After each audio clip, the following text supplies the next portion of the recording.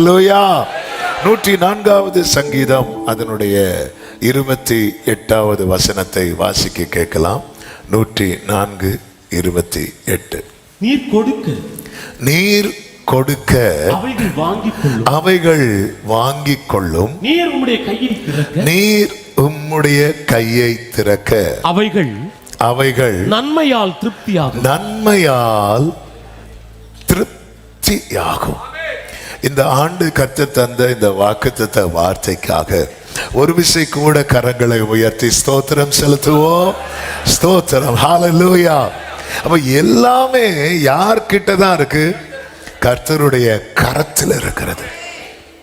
தேவனுடைய கரம் யார் வாழ்க்கையில் இருக்கிறதோ, அல்லது தேவனுடைய கரம் யாருக்கு அனுகூலமா இருக்கிறதோ, அவங்க வாழ்க்கையில தான் அந்த நல்ல மேய்ச்சல்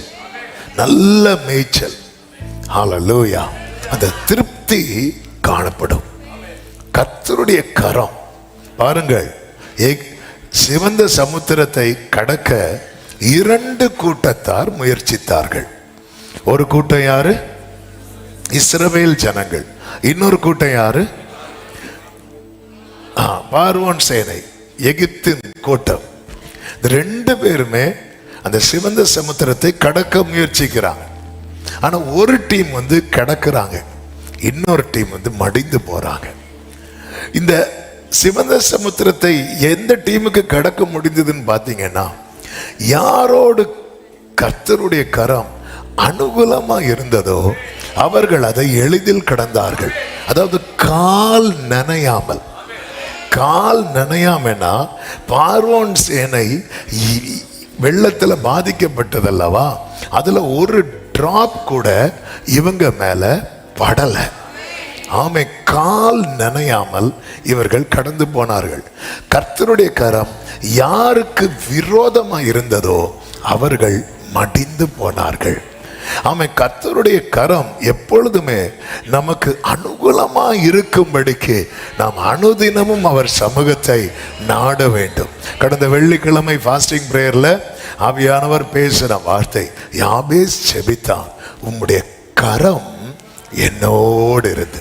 அவன் ஜெபத்துல பிரதானமான காரியத்துல ஒன்று என்னவென்றால், உம்முடைய கரம் என்னோடு இருந்து. எல்லாரும் அந்த வார்த்தையை சொல்லுங்க பார்க்கலாம். உம்முடைய கரம் என்னோடு இருந்து. ஒரு விசை கூட, உம்முடைய கரம். ஆமென். வேதம் சொல்லுகிறது, அவன் வேண்டிக் கொண்டதை தேவன் அவனுக்கு அருளினார். அப்ப தேவ பிள்ளைங்க டெய்லி அவருடைய கரம் இருக்க, ஆண்டவர் உங்க கரம் எனக்கு அனுகூலமா இருக்கணும். ஆண்டவர் எனக்கு எந்த அனுபவம் வேணும்னா, முற்புறத்திலும் பிற்புறத்திலும் நீர் என்னை நெருக்கி உமது கரத்தை, அதை நீங்க கொஞ்சம் மெடிடேட் பண்ணீங்கன்னா ரொம்ப அழகா இருக்கும். அதாவது நான் நிக்கிற இடத்துல அவர் கையை வைக்கிறதல்ல, அவர் கையை வைக்கும்படி ஒரு ஸ்தானத்தை அவர் மைண்ட்ல வச்சிருக்கிறார். அந்த இடத்துல நெருக்கத்தை கொண்டு நம்மளை நெருங்கி நிக்க வைக்கிறார். முன்னாடி பின்னாடி நெருக்கி கொண்டு என்ன ஒரு இடத்துல நிக்க வச்சு, என்ன ஏன் ஆண்டவர் இங்க நிக்க வச்சீங்கன்னா உம்முடைய கரத்தை. அதனாலதான் தேவன் அனுமதித்தது எல்லாம் நன்மைக்காக. அதான் பாடுவோம், அனுமதித்ததெல்லாம் நடத்திடும் பாதைகளும் அனுமதித்ததெல்லாம்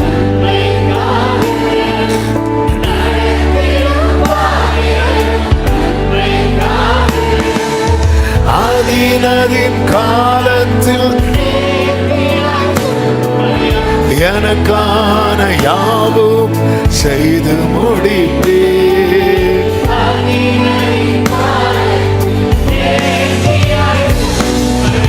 எனக்கான யாவும். ஆமென், ஆமென். எனவேதான் 138:7 சங்கீதக்காரன் சொல்லுகிறான், நான் துன்பத்தின் நடுவில் நடந்தாலும் நீர் என்னை உயிர்ப்பிப்பீர். அடுத்த வார்த்தை, என் சத்துருக்களுக்கு சத்துருக்களின் கோபத்துக்கு விரோதமாக உமது கையை நீட்டுவீர், உமது வலது கரம் என்னை. அப்ப ஒரு கை, அவருடைய கை ஒரு கூட்டத்துக்கு அனுகூலமா இருக்கிறது, இன்னொரு கூட்டத்துக்கு எதிராக இருக்கிறது.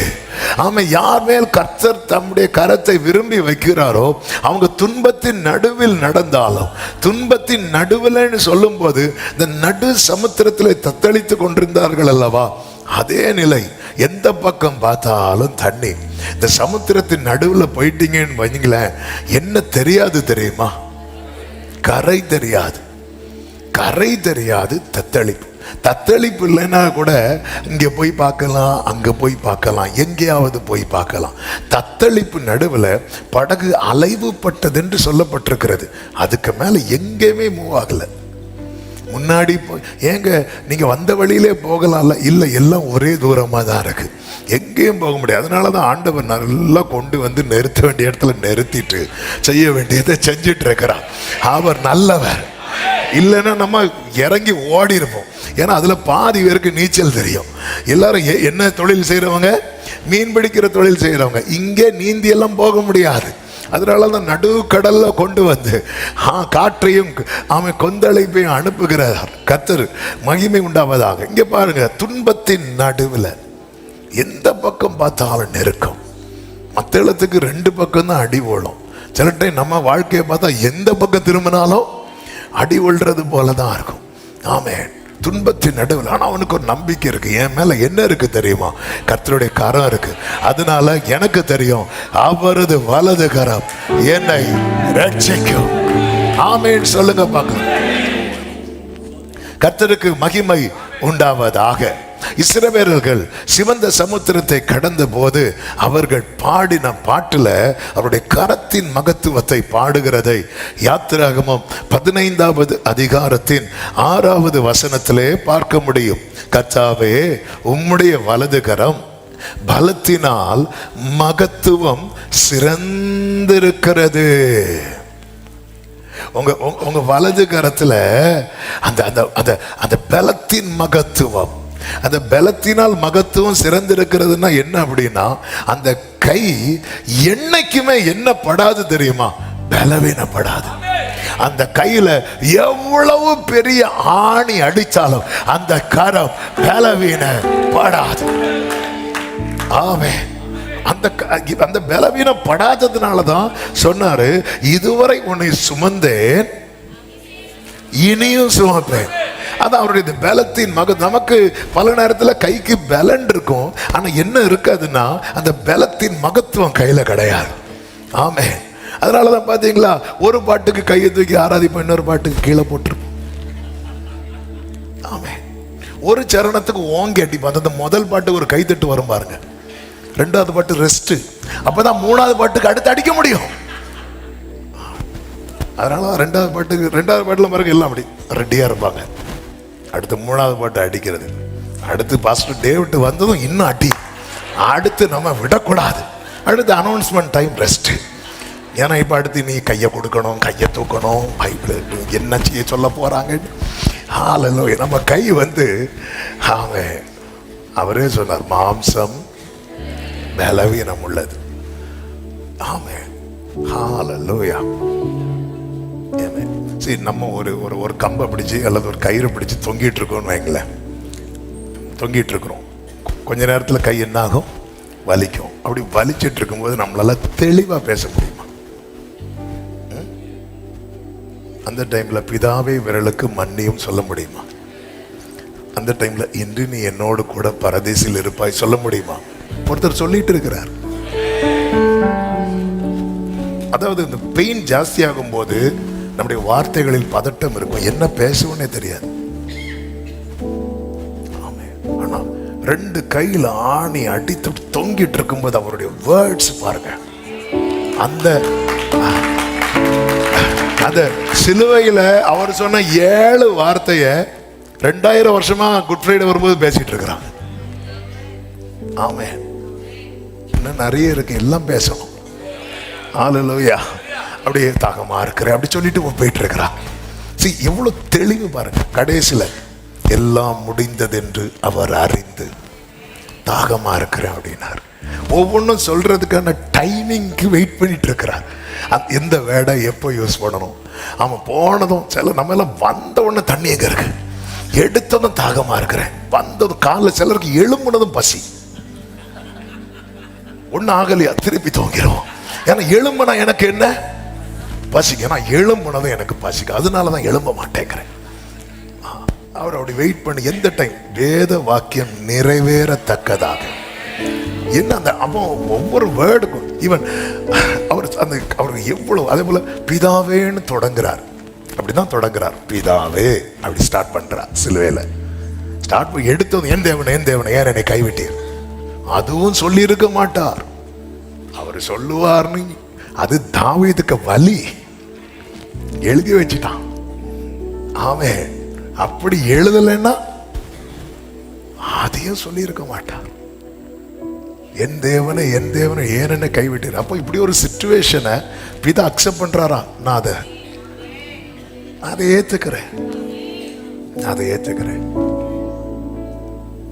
திருக்கரங்கள் തരുന്ന നല്ല ശിക്ഷയിൽ ഞാൻ പതറുകില്ല. മക്കളെങ്കിൽ ശാസനകൾ, മക്കളെങ്കിൽ സ്നേഹത്തിൻ പ്രകാശങ്ങൾ. ഹല്ലേലൂയ. ஆமா, ஏன் அப்படி எழுதி வச்சாருன்னா, ஏன் அதை சொன்னாருன்னா, அவர் அதை டீச் பண்றார். அதை புரியுங்க பாரு. தாவீதுடைய பெயின் என்னுடைய பெயின். தாவீது யாரு? என் இருதயத்துக்கு ஏற்றவர். எப்படி தாவீது ஆனர் பண்றாருங்க. என்ற முகம் வாடியால் தெய்வத்தின் முகம் வாடு. அப்படி ஒரு சூழ்நிலை அது எழுதி இருக்கிறது. அவர் சிலுவையில் கைவிடப்படுவதை அக்செப்ட் பண்ணதுக்கு ரீசன் என்னன்னா, அது பிதா எழுதி வச்சுட்டார். யாரை வச்சு எழுதி வச்சார் தெரியுமா? ஃபேவரட்டான ஆளை வச்சு. ஹல்லேலூயா. எவ்வளவு தெளிவு. ஏன் இது சொல்றேன்? அவருடைய கை பலத்தினால் மகத்துவம் சிறந்திருக்கிறது. அந்த கையில என்னை வரைந்திருக்கிறார்னு சொல்றவங்க, ஹல்லேலூயா.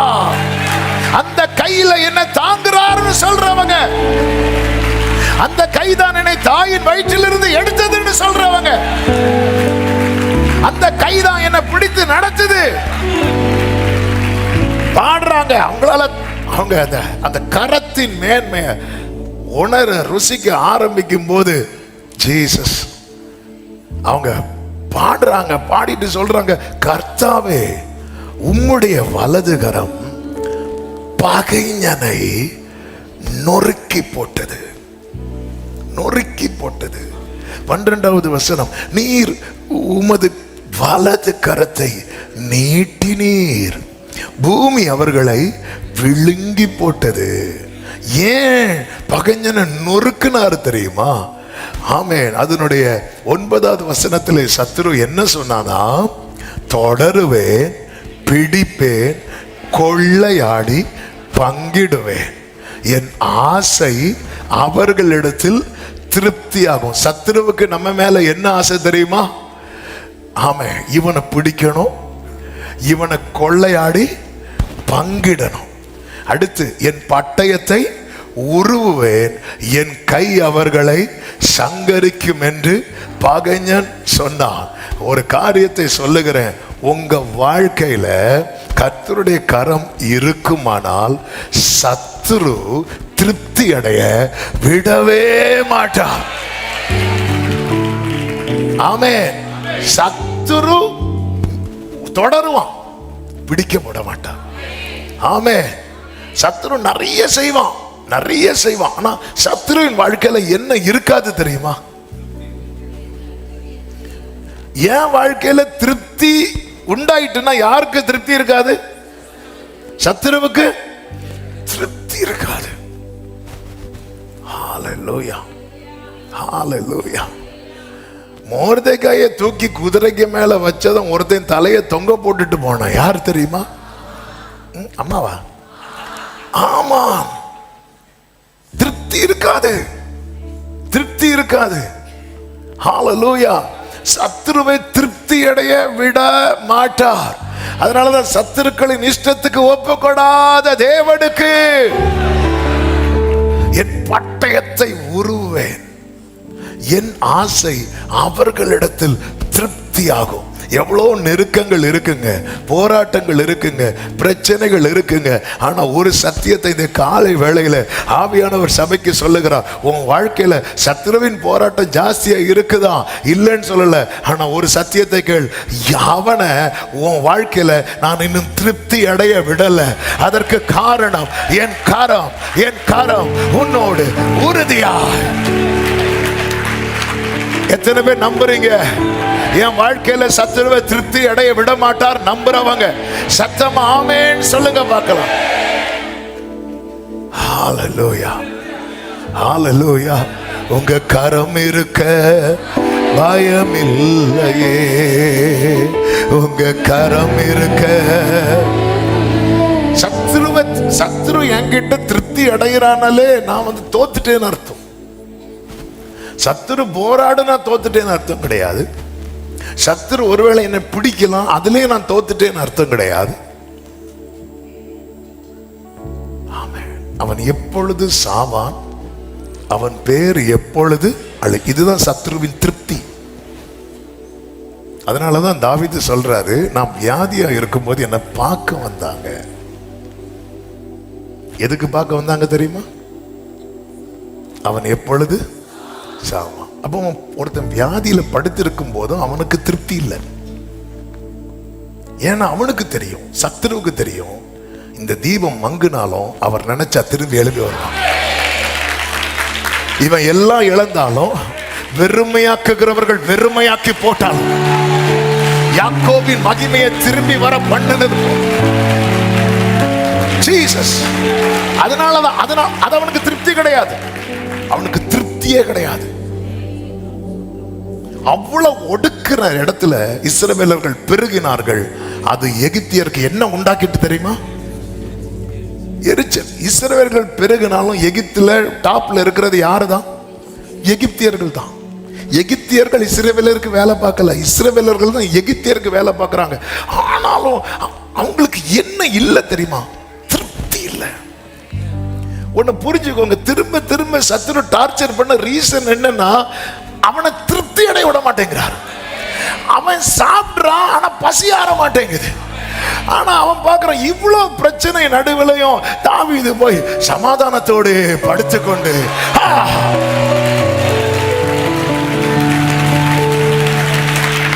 ஜீசஸ். தேவ பிள்ளைகளே, நம்ம வாழ்க்கையில கர்த்தருடைய கரம் எந்த அளவுக்கு துணையா இருக்கிறது என்பதை புரிந்து கொள்ளணும். இஸ்ரவேலர்கள் இப்ப பாடுறாங்க. ஆமென், ஹல்லேலூயா. கடந்த நாள்ல ஒருத்தங்க வந்து பேசும்போது சொன்னாங்க, நாங்க நல்லா இருக்கிறோம், எல்லாம் பணம் இருக்குன்னு இல்லை, பணத்தினால இல்லை, நாங்க எங்க வாழ்க்கையில நல்லா இருக்கிறோம். ஆண்டவர் எங்களை நடத்துறாங்க, கர்த்தருடைய கிருபை எங்களை நடத்துது, நாங்க நல்லா இருக்கிறோம். சத்துருவ திருப்தி அடைய நல்ல இந்த வசனத்தை நீங்க எல்லாருமே படிக்கணும். என் வாழ்க்கையின் சத்துருவின் நோக்கம் என்ன? தொடருவேன், தொடருவேன், தொடருவேன். அப்ப அவனுக்கு நோக்கம் தொடரணும். இவனை தொடர்ந்துட்டே இருக்கணும், தொடர்ந்துட்டே இருக்கணும். தொடர்மா ஒரு இடத்துல நிறுத்துவார். அந்த இடம் வரும்போது அவர் நமக்கு அதை தெரிவிப்பார். இன்றைக்கு நீங்கள் காண்கிற எகிப்தியரை எத்தனை பேர் நம்புறீங்க? எத்தனை பேர் விசுவாசிக்கிறீங்க? 400 வருஷமாய் தொடர்ந்த பிரச்சனைக்கு கர்த்தர் முற்றுப்புள்ளி வைப்பார் என்றால் 40 வருஷமாய், 20 வருஷமாய், 15 வருஷமாய், 50 வருஷமாய் தொடர்கிற பிரச்சனைக்கு இயேசுவின் நாமத்திலே இன்று ஒரு முற்றுப்புள்ளி. ஆமென் சொல்லுங்க பார்க்கலாம்.